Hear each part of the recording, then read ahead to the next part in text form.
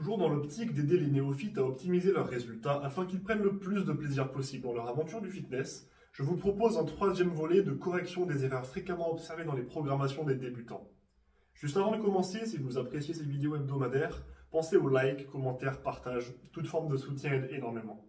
La première erreur dont nous allons parler aujourd'hui est le surplus d'exercice sur un groupe musculaire. Si vous débutez, vous devez savoir que vous allez progresser relativement vite. Vous n'avez pas besoin de travailler autant qu'un athlète professionnel, et de toute façon, vous n'avez pas les capacités de récupération nécessaires. En revanche, là où vous pouvez prendre de l'avance pour le futur, c'est sur des facteurs à optimiser le plus tôt possible.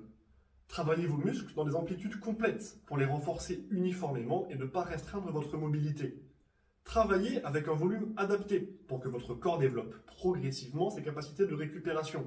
Maîtrisez les postures et les techniques pour les intégrer complètement. Et dans tout ça, on a tendance à observer des débutants qui survolent ces points, jugés comme secondaires, pour tout miser sur des intensités folles et des volumes énormes.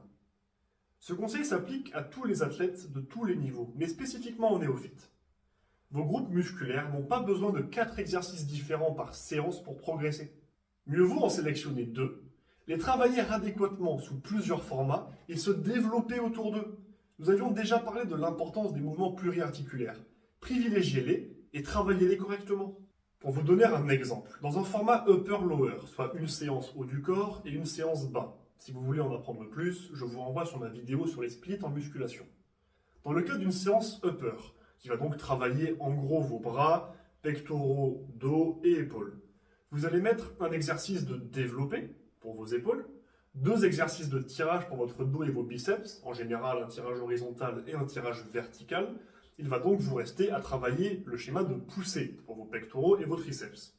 Ayant déjà 3 exercices, pour un débutant, en rajouter 2 fera une séance à 5 exercices, ce qui est plutôt pertinent. À ce moment, cela ne fait aucun sens de faire du développé couché, et des dips, et des pompes, et du pec fly, et des extensions triceps. Vous allez passer un temps fou à l'entraînement. Vous allez vous imposer trop de volume, ce qui va impacter et diminuer vos résultats, et vous allez risquer une surcharge. Alors dans vos entraînements, sélectionnez vos exercices et respectez vos prévisions de volume. La quantité sera toujours moins importante que la qualité. Le second point concerne les néophytes utilisant des programmations de professionnels. Cette erreur va être rapide à expliquer. Vous savez que votre programmation doit s'adapter à vous sur plusieurs points. Vos objectifs, vos circonstances d'entraînement, vos caractéristiques personnelles, votre niveau.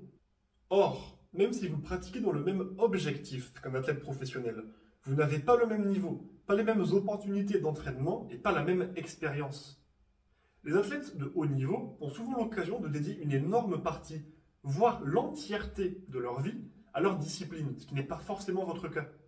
De plus, plus vous accumulez des années de pratique dans un sport, mieux vous en tolérez les contraintes. Ce qui veut dire que jamais un débutant ne pourra s'entraîner autant qu'un professionnel, tout simplement parce qu'il ne récupérera pas suffisamment. Cela deviendra immédiatement contre-productif. Notons également que les méthodes utilisées par les athlètes de haut niveau sont pensées pour correspondre à leurs capacités et ne fonctionneront donc pas forcément sur les athlètes lambda.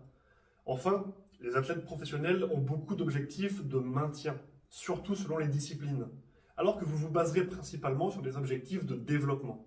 Pour toutes ces raisons, vouloir utiliser les programmations de vos athlètes favoris n'est pas une bonne manière d'atteindre les mêmes résultats qu'eux. Prenez un coach et une programmation adaptée à vous afin de progresser de la meilleure des manières et d'atteindre vos objectifs, quels qu'ils soient. J'espère que cette vidéo vous aura été utile. Si vous avez des questions sur les points que je viens d'aborder ou d'autres interrogations sur le sujet, contactez-moi pour me les poser.